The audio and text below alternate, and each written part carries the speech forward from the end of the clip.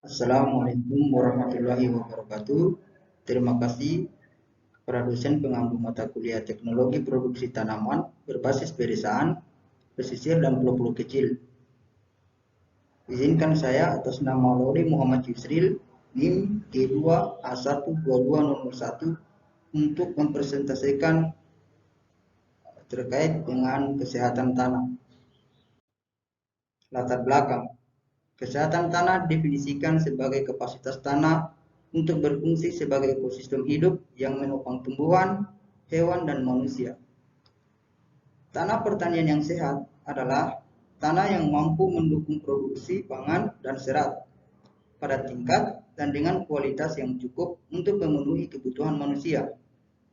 Dan di sini juga jasa ekosistem lainnya yang penting untuk pemeliharaan kualitas hidup manusia dan konservasi keanekaragaman hayati. Berikutnya adalah konsep tentang kesehatan tanah. Kesehatan tanah adalah konsep yang berkaitan dengan integrasi dan optimalisasi bahan kimia, fisik, dan proses biologis tanah yang penting untuk produktivitas berkelanjutan dan kualitas lingkungan.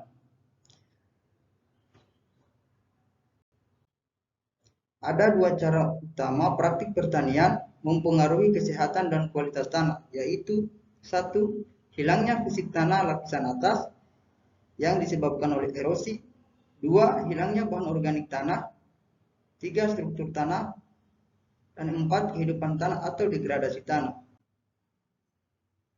Fungsi ekosistem yang disediakan oleh tanah yaitu transformasi karbon, di mana bahan organik tanah berkontribusi pada siklus hara dan pemeliharaan struktur tanah. Sekuestrasi karbon dalam tanah juga berperan dalam mengatur emisi gas rumah kaca seperti metana dan karbon dioksida.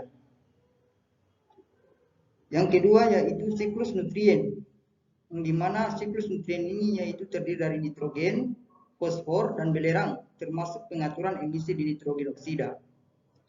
Yang ketiga, pemeliharaan struktur tanah, yang dimana pemeliharaan habitat tanah dan pengaturan siklus tanah air dan mempertahankan media perakaran yang menguntungkan bagi tanaman.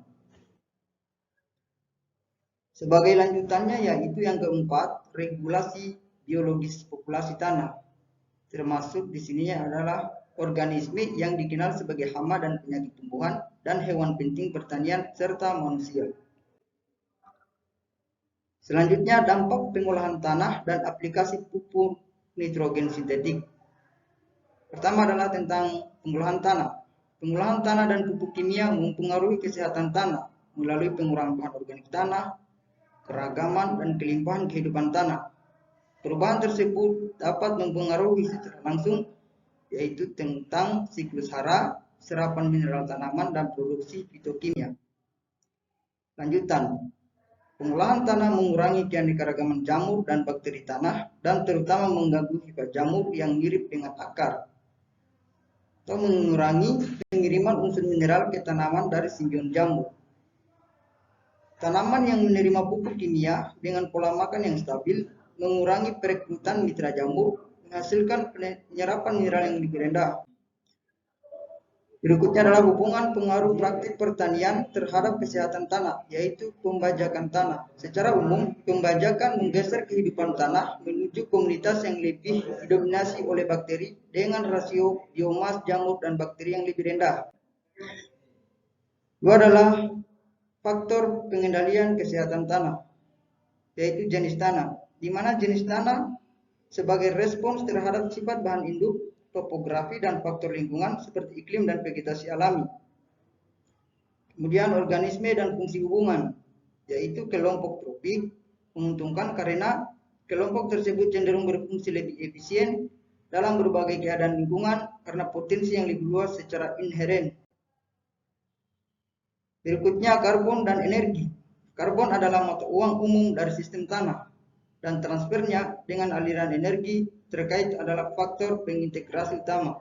Sedangkan energi di sini dapat menggerakkan sistem tanah berasal dari karbon yang tereduksi. Kemudian pada akhirnya berasal dari produktivitas primer bersih. Unsur hara. Unsur hara merupakan input pengendali bagi sistem tanah dan proses di dalamnya. Kesehatan tanah dibagi atas 5. Yang pertama yaitu tanah yang tergolong sangat sehat, yaitu mempunyai tingkat 80% kesehatan tanahnya. Kemudian tanah yang cukup sehat berkisar sampai 60-40%.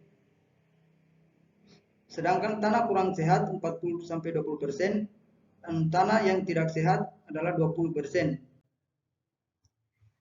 Berikutnya adalah contoh manfaat ekonomi memelihara dan meningkatkan kesehatan tanah.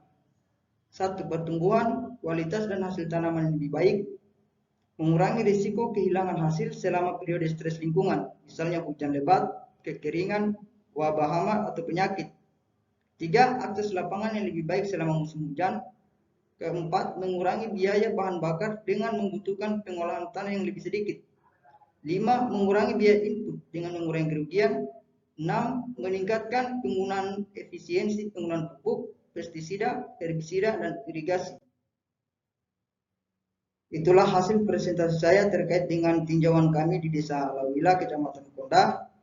Lebih dan kurangnya mohon dimaafkan. Saya tutup dengan ucapan wabillahi taufiq wal hidayah. Wassalamualaikum warahmatullahi wabarakatuh.